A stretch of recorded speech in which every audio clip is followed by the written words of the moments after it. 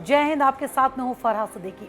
Lok Sabha speaker के तौर पर एक बार फिर से कल ओम बिरला को चुन लिया गया, लेकिन सवाल ये खड़ा होता है कि इंडिया गठबंधन में लोकसभा स्पीकर को लेकर शुरू से ही कंफ्यूजन देखा जा रहा है और मतभेद कल खुलकर सामने भी आ गए। इसी पर ज्यादा बातचीत करने के लिए मेरे साथ लाइव टाइम्स के इनपुट एडिटर धर्मेंद्र कुमार जी हैं। धर्मेंद्र जी, क्या लगता है स्पीकर पद को लेकर उसके चुनाव तक आखिर इतना कंफ्यूजन क्यों नजर आता है इंडिया गठबंधन में? देखिए, कन्फ्यूजन शुरू से ही है। जो स्पीकर पद को लेकर जो घोषणा की गई थी उसमें के सुरेश को लाया गया था, लेकिन उसमें टीएमसी से बात नहीं हुई थी। टीएमसी नाराज़ थी और राहुल गांधी मनाने की कोशिश की।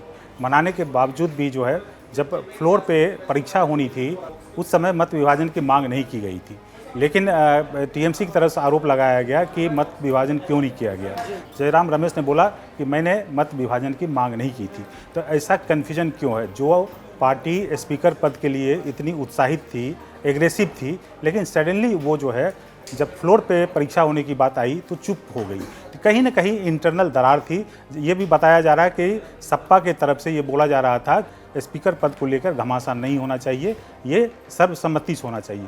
तो ये जो है कन्फ्यूजन इंडिया गठबंधन में खुलकर दिख रहा था। कहीं ना कहीं कंफ्यूजन दिख रहा था। क्या लगता है इंडिया गठबंधन टूटने की कगार पर है या कहीं ना कहीं दरार आ गई है उसमें अब? हाँ, ऐसा तो लग ही रहा है, क्योंकि आप देखिए कि पंजाब में और हरियाणा में आम आदमी जो है मिल के चुनाव लड़ी थी, लेकिन चुनाव खत्म होने के बाद जो है आम आदमी बोलती है कि हम दिल्ली में किसी से गठबंधन नहीं करेंगे। तो एक तरह से जो है आम आदमी इस गठबंधन से निकल गई है।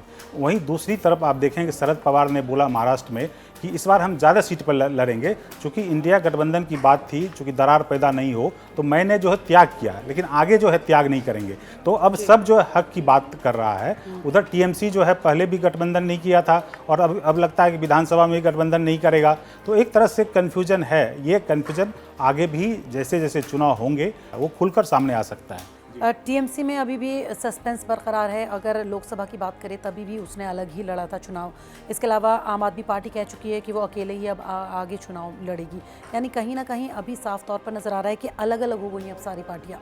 ऐसा दिख रहा है, चूँकि अब देखिएगा जो अभी लोकसभा के चुनाव हुए, कई विधानसभा के उम्मीदवार जो है, कई विधायक जो है लोकसभा का चुनाव लड़े, लेकिन अब जो है वो जीत गए हैं तो विधानसभा से त्याग पत्र दे दिया। तो अब देखिएगा कि विधानसभा के यूपी में 10 सीटों पर चुनाव होने वाले हैं। अब सपा और कांग्रेस के बीच ये तालमेल रहता है कि नहीं रहता है। उस तरह महाराष्ट्र में 4 सीट पे चुनाव है, वहाँ पे तालमेल रहता है कि नहीं रहता है। पश्चिम बंगाल में भी पश्चिम बंगाल पे भी 4 सीट है, ये तालमेल रहता है कि नहीं रहता है। आप देखेंगे कि जैसे इमरजेंसी की बात हो रही थी, कल स्पीकर ने बात किया, जिस ढंग से विपक्ष को रिएक्ट करना था वैसा नहीं किया जैसा कांग्रेस ने खुलकर किया। तो कहीं ना कहीं बहुत सारे सवालों पे जो है मतभेद दिख रहा है। अब सवाल है कि ये गठबंधन कब तक टिकेगा और कहाँ तक टिकेगा? क्या आने वाले विधानसभा में टिक पाएगा कि नहीं टिक पाएगा?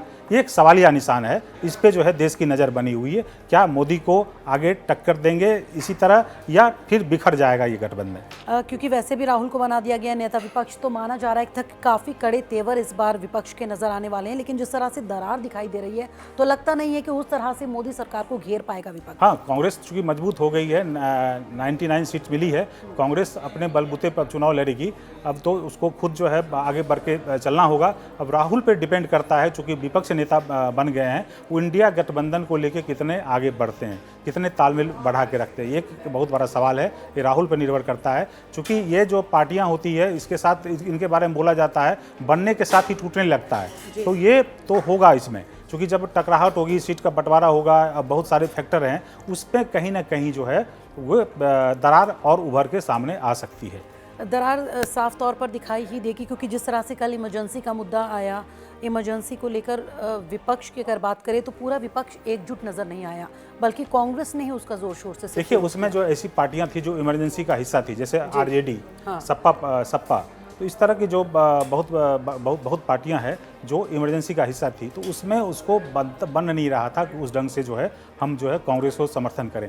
तो ऐसे मुद्दे होंगे जो कांग्रेस ने किया है, उसमें जो उनके सहयोगी पार्टी है, जरूरी नहीं है कि हर पल पे हर कदम पे जो है कांग्रेस को समर्थन करेगी। चलिए धर्मेंद्र जी, बहुत बहुत शुक्रिया मेरे साथ इस चर्चा में जुड़ने के लिए।